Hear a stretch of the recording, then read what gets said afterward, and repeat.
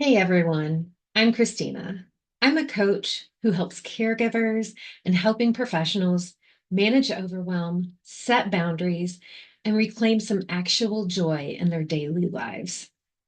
If you're here, you're probably juggling a lot: work, family, caregiving, and all the invisible tasks that no one sees.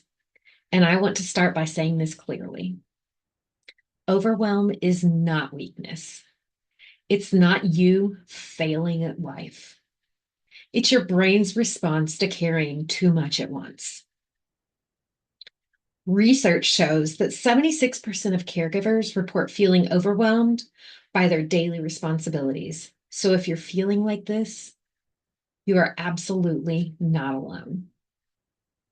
Here's what we're going to do today. I'll spend a few minutes grounding us in what caregiver overwhelm actually looks like, why it hits caregivers so hard, and then we'll move into a Q&A.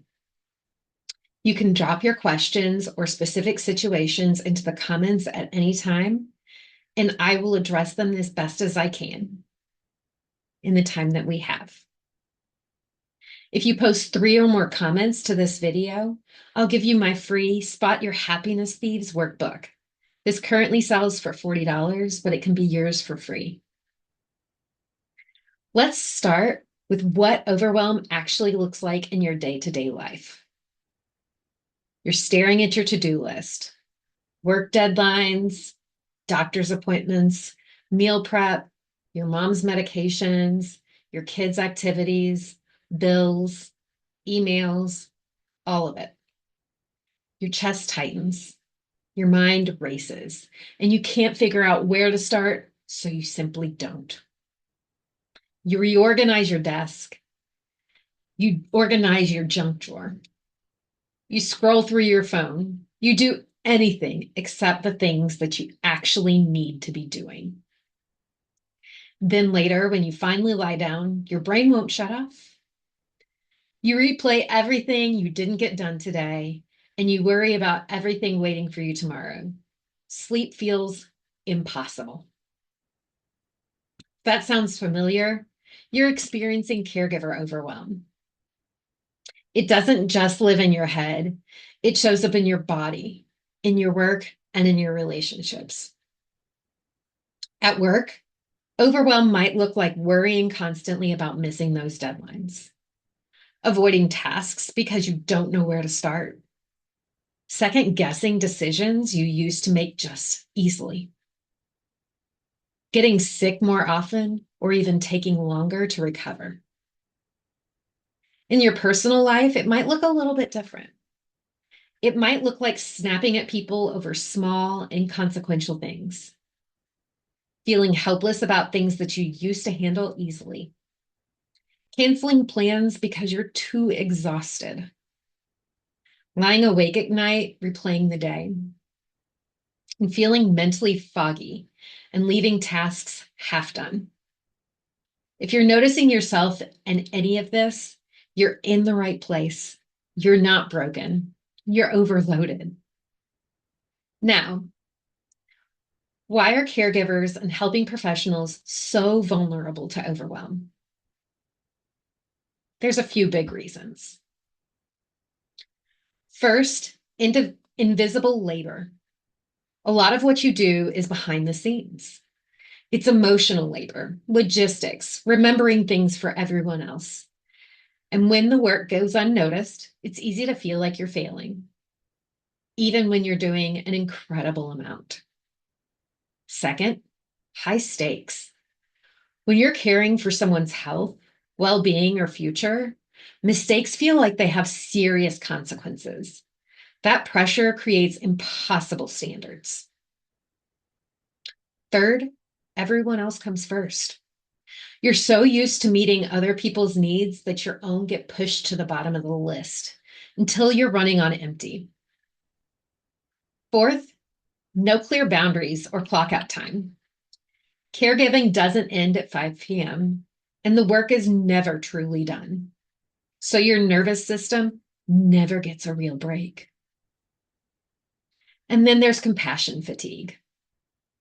You give and you give and you give until there's not much left for yourself. The result? Overwhelm becomes your baseline, a constant state of too much to do and not enough me to do it. With that context, I'd love to start hearing from you. If you're comfortable, drop a question or a situation in the comments. It can be as simple as I avoid everything on my list. I can't shut my brain off at night.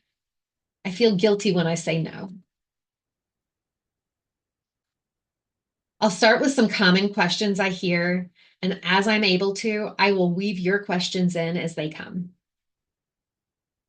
One question I hear a lot is, what do I do when everything feels urgent and I don't know where to start? This is where a simple brain dump can be very powerful. When everything is swimming in your head, your brain treats it all as equally urgent. So step one is to get it out of your head and onto paper. Here's what I recommend. Set a timer for 10 minutes. Write down every single thing that's taking up mental space. Work, appointments, worries, random to-dos, anything in your head. Don't organize it, don't edit it, don't judge it, just write. Then, after that 10 minutes is up and it's all out of your head, mark your top 3 priorities for the day. Not 20, just 3. Ask yourself, what truly needs my attention today and what can wait? If you're watching this recording, you can even jot down your top 3 priorities for today or tomorrow in the comments. Sometimes just naming them out loud is a relief. Another big theme I hear is, how do I stop feeling guilty when I can't do it all? First, I want you to hear this. You're not a machine. You're human. You have limits. That doesn't make you weak. It makes you human. Self-compassion in this context looks like asking people for specific help. Can you pick up dinner tonight? Requesting deadline extensions when you actually truly need them. Saying no to optional commitments, even when you could squeeze that thing in.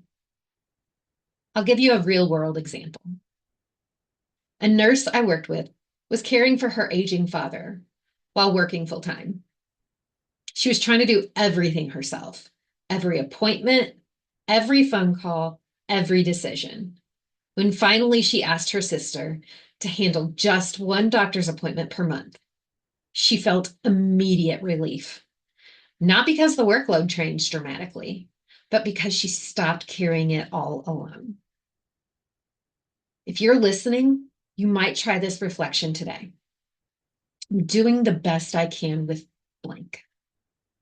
Fill in that blank with your reality, your job, your caregiving responsibilities, your health, your family situation.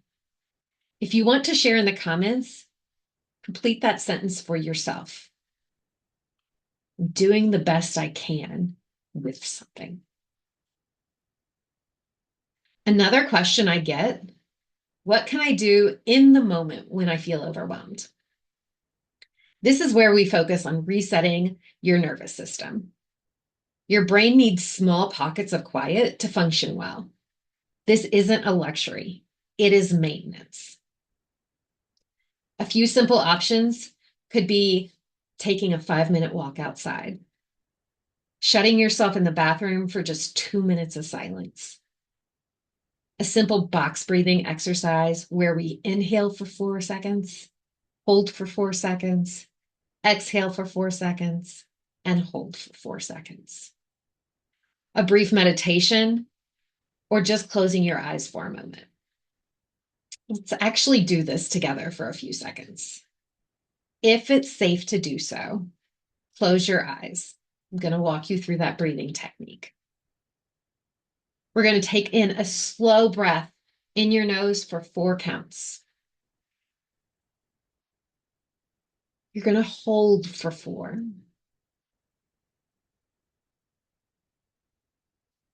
You're going to exhale slowly for 4.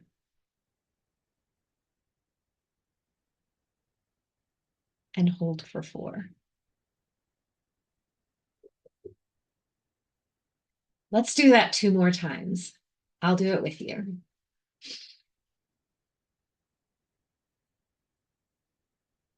Hold. Exhale. And hold. Inhale. Hold. Exhale. And hold. Notice if anything shifted. Just a little bit, even 1%. That's all it takes to start resetting your system. Another theme I hear is I feel like it's all too much. I don't even know what I'm feeling. When you're overwhelmed, everything blends into one big too much feeling. Feels like this gigantic bubble of emotion just sitting right on you. Getting specific about your emotions can help you know what to do next. Ask yourself, am I anxious about a specific deadline? Am I resentful about not having support? Am I guilty because I feel like I'm not doing enough? Am I exhausted because I'm not sleeping? Am I frustrated by constant interruptions? Once you name it, you can address it. You problem solve anxiety much differently than you address resentment or guilt. If you're willing, type in one word in the comments right now. Today, I feel mostly, insert your emotion.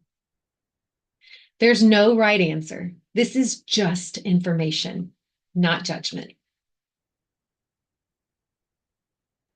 And then there's this important question. How do I know when it's more than just stress and I need professional help? Many signs of overwhelm overlap with anxiety and depression.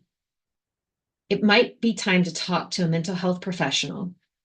If your symptoms last more than 2 weeks, they interfere with your daily functioning, they don't improve with basic self-care strategies like we've talked about, or you're having thoughts of self-harm. There's absolutely no shame in getting help. In fact, it's one of the strongest, most courageous things you can do. Coaching is incredibly helpful for overwhelm, boundaries, and habits. And therapy is essential when you're dealing with deeper mental health concerns.